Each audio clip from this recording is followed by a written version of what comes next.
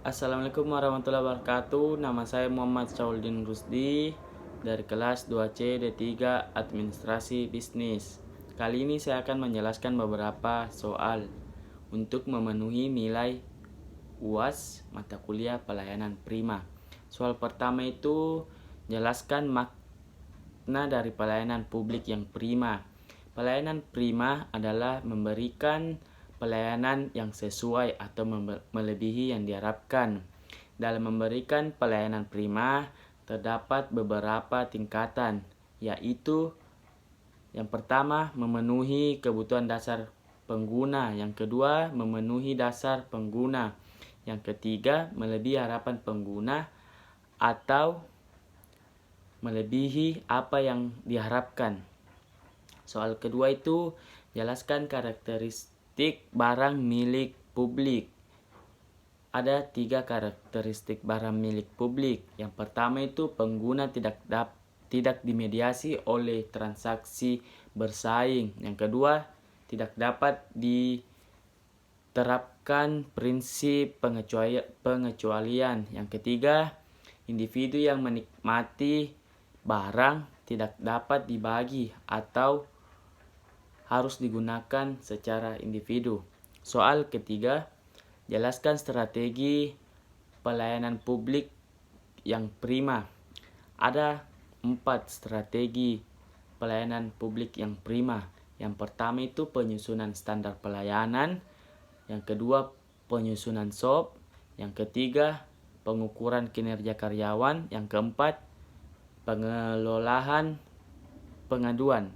Soal keempat itu berikan contoh customer related process atau proses hubungan pelanggan. Ada 3. Yang pertama itu memperbaiki customer service, berkomunikasi dengan pelanggan, dan dimulai dari hal kecil yang mudah dilihat oleh pelanggan. Soal kelima, jelaskan perbedaan antara pelanggan internal dan pelanggan eksternal. Pelanggan internal adalah orang-orang yang terlihat dalam proses penyediaan jasa atau proses penyediaan barang. Sejak dari perencanaan, penciptaan jasa atau pembuatan barang sampai dengan pemasaran dan penjualan. Sedangkan pelanggan eksternal adalah semua orang yang berada di organisasi komersil atau non-komersil yang menerima layanan penyerahan barang atau jasa dari organisasi. Soal keenam itu jelaskan macam-macam pelanggan. Ada 4 macam-macam pelanggan. Yang pertama itu konsumen trend seller, yaitu konsumen menyukai atau baru atau mendedikasikan dirinya agar produk tersebut dikenal. Yang kedua, konsumen follower, yaitu konsumen yang berimbas dari konsumen trend setter. Yang ketiga itu konsumen value seeker, yaitu memilih barang yang lebih berguna daripada sekedar trennya. Yang terakhir atau yang keempat, konsumen pemula, yaitu konsumen yang banyak bertanya dan penasaran terhadap sebuah produk. Dan soal ketujuh itu jelaskan tipe-tipe pelanggan. Ada 3 tipe-tipe pelanggan. Yang pertama itu konsumen tipe piknis. Tipe ini menunjukkan bentuk badan yang bulat. Anggota badan pada umumnya agak pendek dan wajahnya pun bulat dan lebar. Yang kedua itu konsumen tipe leptosom. Tipe ini menunjukkan bentuk leher agak kecil dan lemah.